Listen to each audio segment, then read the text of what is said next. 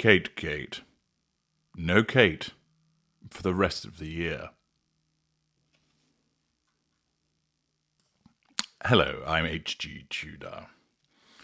According to Tom Sykes, writing in the Daily Beast, and this is something that has been reported in other news outlets, the Princess of Wales will probably not appear in public for the rest of the year, and is being surrounded by her birth family as she continues a course of preventative chemotherapy, having been diagnosed with cancer earlier this year. Royal sources and friends of Kate Middleton and Prince William have told the Daily Beast. It naturally makes sense that while she's undertaking treatment and is not feeling particularly well, that she doesn't make public appearances. That's logical. Although, of course, the fact that originally she would be scheduled to make a reappearance post-Easter, and the fact that it's unlikely that she's going to be seen for the rest of the year, does not sound particularly encouraging. The report continues by explaining that Kate and her family are expected to spend next week, which is a school holiday, at her and William's country home on the Sandringham estate. Her parents, to whom she is close, are thought likely to visit.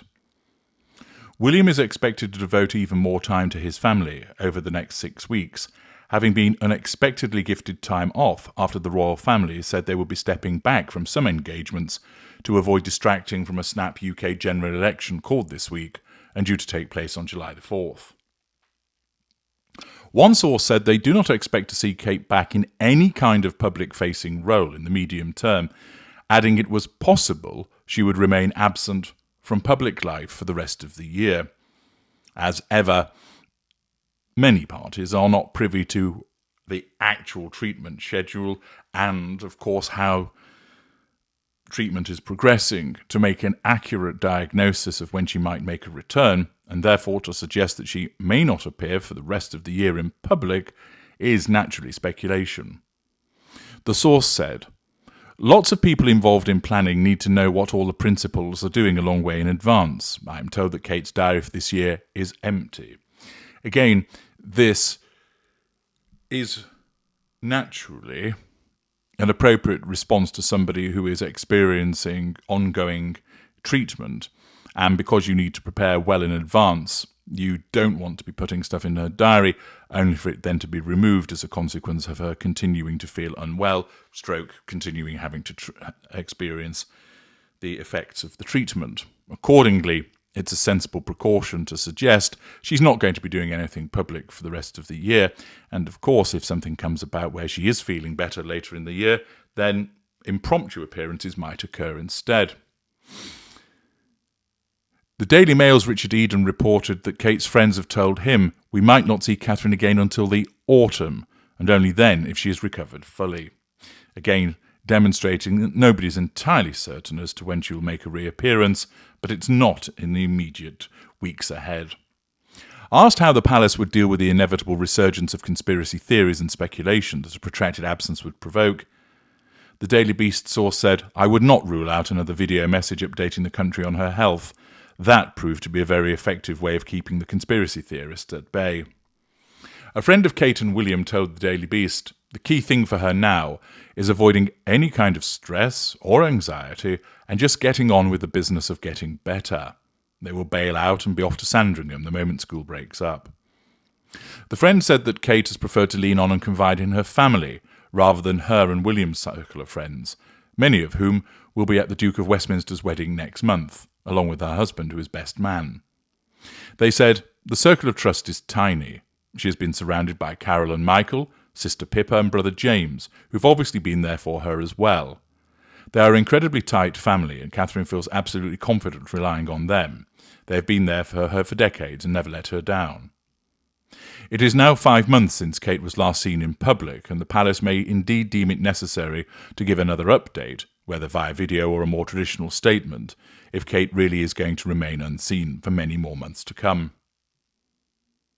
Kate revealed her cancer diagnosis in a video message released March the 22nd, saying she had initially thought her condition was non-cancerous but discovered the truth after successful abdominal surgery in January, and subsequent tests which revealed cancer, as yet of an unspecified kind, was present.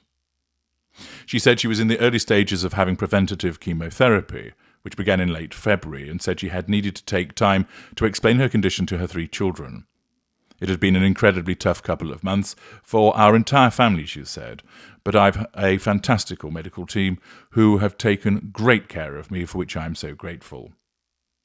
Kensington Palace said Kate was on a recovery pathway. The princess herself said she was well and getting stronger every day. There is no doubt her office is certainly managing expectations downwards when it comes to the question of her return to work. Just this week, for example, her team clearly implied that she was not working from home when it announced the publication of a report commissioned by her Early Childhood Initiative into how large businesses can better support the early childhoods of their staff's children.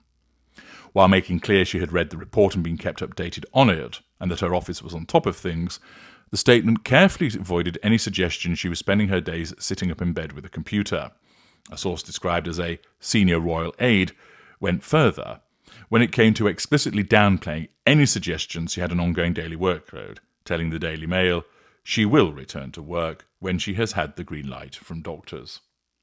Her office declined to comment to the Daily Beast on when Kate would next be seen in public or if she was working at home, but one courtier said, "The princess is continuing her recovery at home. She continues to need the space and time to prioritise her privacy," as she said in her video.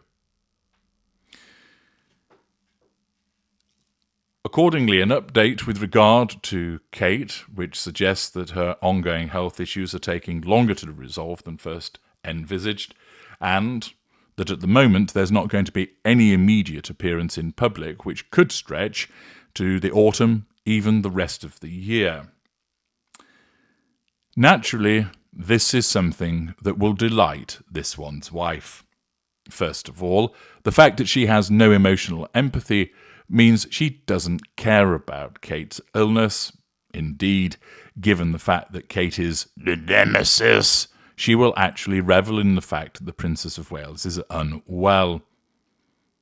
She will regard it as karma for her supposed racist comments in relation to Archie, which, of course, we all know is simply a revision of history.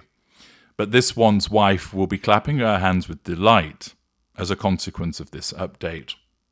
Not least because it means that her rival and her nemesis remains unwell, but also because it provides her with an opportunity to seek to fill the gap.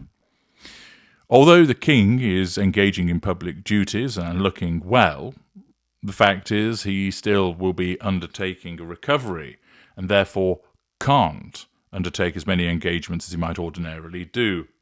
The Prince and Princess of Wales will naturally reduce their public exposure, which means that this one's wife, in her self-absorbed, self-focused manner, will see that there is a gap for her to exploit.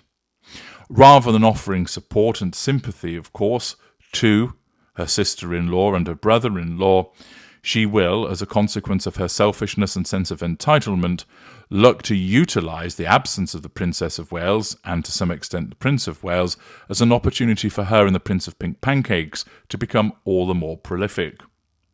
Given the fact that she's a deadbeat loser who is unable to make a success of anything that she does, the one thing that she has returned to, because she did actually marry a genuine prince, is behaving like royals. Thus, we saw the faux royal tour to Nigeria, and we can expect more of that because of, 1, she'll have deemed that a success, 2, she will see that there is a gap with regard to the coverage of the royal family that she and her ginger poodle can exploit. Thus, unfortunately, this means that more of this one's wife will be seen and likely to be in the role of swanning around, issuing fridge magnet platitudes, doling out beige tsunami word salads, and behaving like a royal even though she doesn't want to be one.